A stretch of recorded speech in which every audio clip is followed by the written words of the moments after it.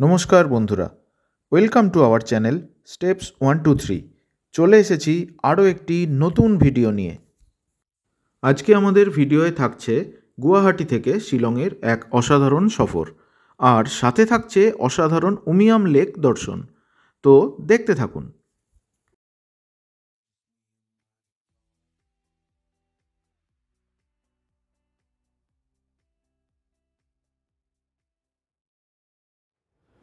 গুয়াহাটিতে আমাদের লাস্ট দিন আজকে। আমরা এখনই বেরিয়ে পড়ব শিলংয়ের উদ্দেশ্যে। আমাদের গাড়ি আসছে, আমরা এখান থেকে এখনই রওনা দেব। শিলং পৌঁছাতে সময় লাগবে ঘন্টা 3 মতো। আর যতদূর জানি যে গুয়াহাটি থেকে শিলং যে রাস্তাটা রয়েছে NH6, full of natural beauty. তো আশা করছি আমরা সেটার জন্য উদগ্রীব হয়ে আছি, দেখবো বলে, আপনাদেরও দেখাবো। তো আমাদের সাথে থাকুন, দেখতে থাকুন।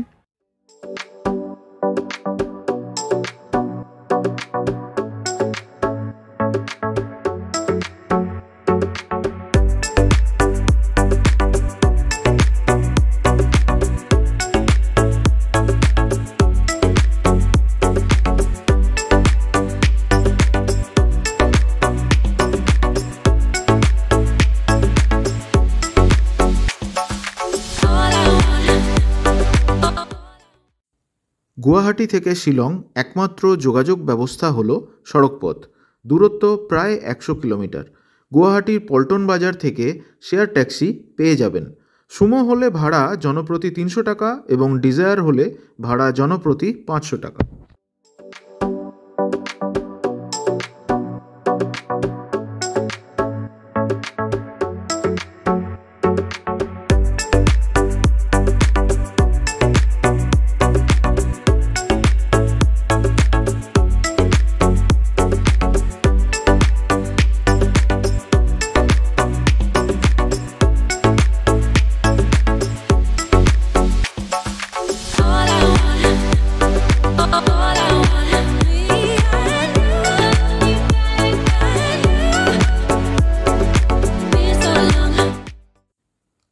আপনাদের একটা দারুণ তথ্য দিয়ে রাখি। এই যে রাস্তাটা আপনারা দেখছেন, এর একদিকে আছে আসাম আর অন্যদিকে মেঘালয়। অর্থাৎ বেশ কিছু দূর রাস্তাটি দুই রাজ্যের সীমানা বরাবর চলেছে। এবার মজার বিষয় হচ্ছে, মেঘালয়ের পেট্রোলের ওপর ট্যাক্স কম, তাই আসামের পেট্রোলের থেকে দামও সামান্য কম। ফলত মেঘালয়ের পেট্রোল পাম্পগুলোর বিক্রি বেশি। এভাবে একসময় এই অঞ্চলে আসামের পেট্রোল পাম্পগুলোও বন্ধ হয়ে যায়। তাই খেয়াল করলে এখানে পেট্রোল পাম্পগুলো রাস্তার একদিকেই দেখতে পাবেন।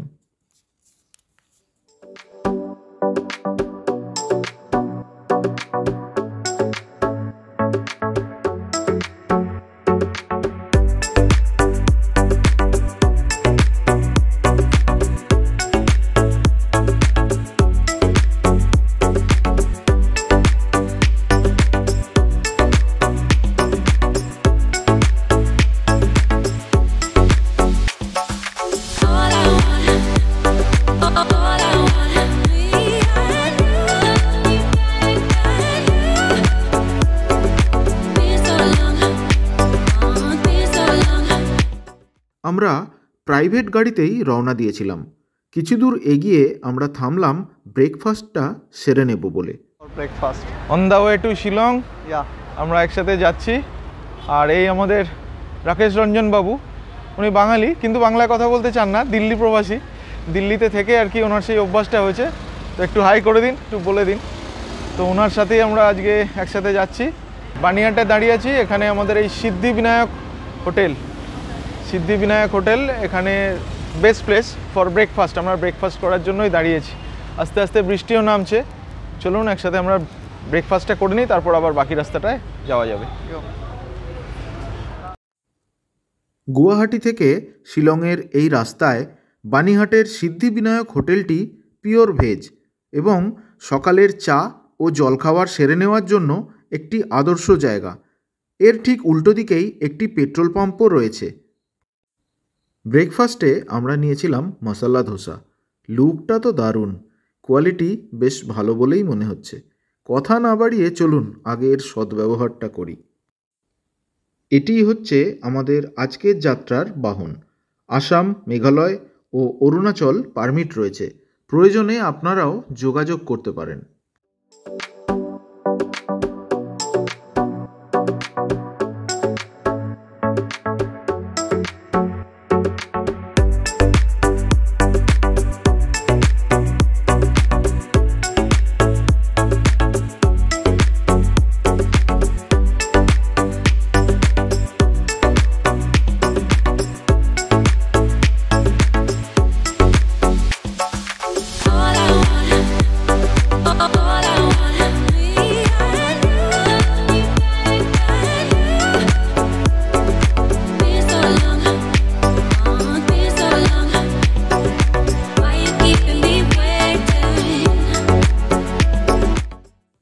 এবার আমাদের একবার থামতে হবে পেট্রোল নেওয়ার জন্য। পেট্রোল পাম্পে সবাই মহিলা কর্মী এবং মেঘালয়ের ট্র্যাডিশনাল পোশাক পরিহিতা। মেঘালয়ের এই পাহাড়ি অঞ্চলে সমতল জায়গা পাওয়া খুবই মুশকিল, তাই পাহাড় কেটেই সমতল জায়গা বের করে এই পেট্রোল পাম্পটিও তৈরি হয়েছে।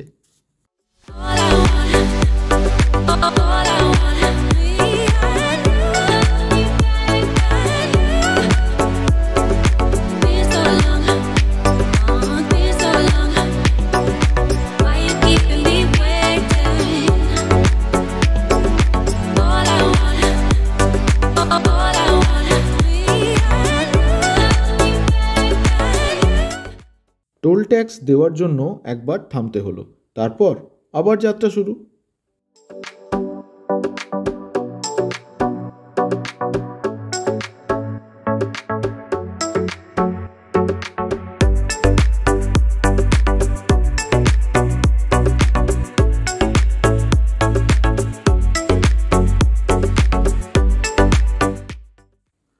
এবারে থামতে হলো উমলিংয়ে। মেঘালয়ে প্রবেশ করার আগে এখানে কোভিড ভ্যাকসিনেশন সার্টিফিকেট দেখাতে হয়। কোভিড পর্ব এখন অতীত, তবে এখানে এখনও চেকিং রয়েছে। মেঘালয় কথার অর্থ হলো মেঘের রাজ্য। মেঘ ও রৌদ্রের লুকোচুরি এখানে অনবরত চলতেই থাকে, ঠিক যেমন হঠাৎ এক পশলা বৃষ্টি হয়ে চারপাশটা ভিজিয়ে দিয়ে চলে গেল।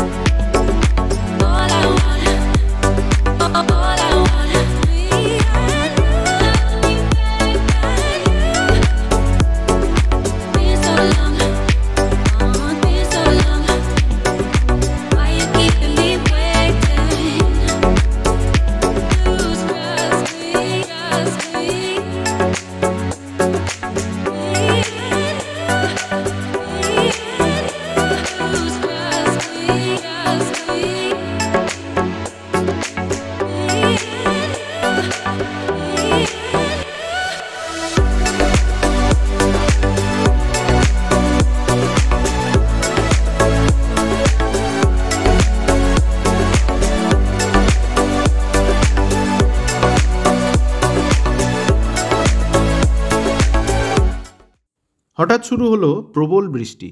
সামনে যে সুমোটা চলেছে সেটাও আসছে গুয়াহাটি থেকে। এর শেয়ারিংয়ে ভাড়া জনপ্রতি 300 টাকা। উপরে লাগেজ ক্যারিয়ারে লাগেজগুলো প্লাস্টিকে মোড়া না থাকলে এই বৃষ্টিতে ক্ষতি হতে পারত। চারপাশ কেমন ঝাপসা হয়ে এলো।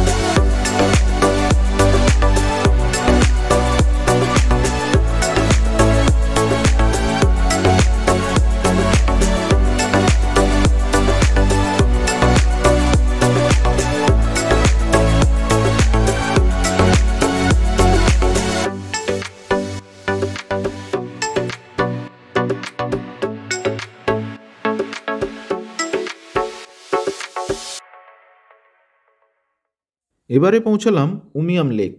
এটি একটি ম্যানমেড লেক। উমিয়াম নদীর উপর ড্যাম তৈরি করে এই লেক তৈরি করা হয়েছিল। প্রায় 225 বর্গ কিলোমিটার জায়গা জুড়ে এই লেকটি বিস্তৃত। অসাধারণ সৌন্দর্য এই লেকের।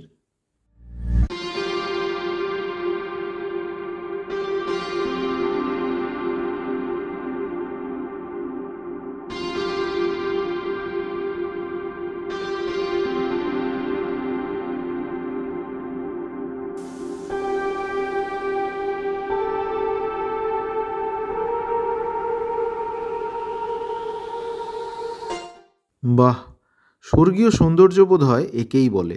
এমন নয়নাভিরাম দৃশ্যের সাক্ষী হতে বারবার ছুটে আসা যায় এখানে।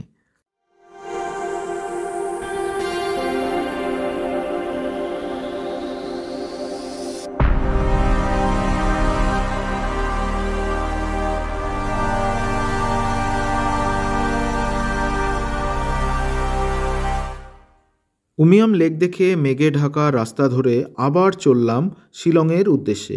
এখান থেকে শিলং এখনও প্রায় 17 কিলোমিটার দূরে।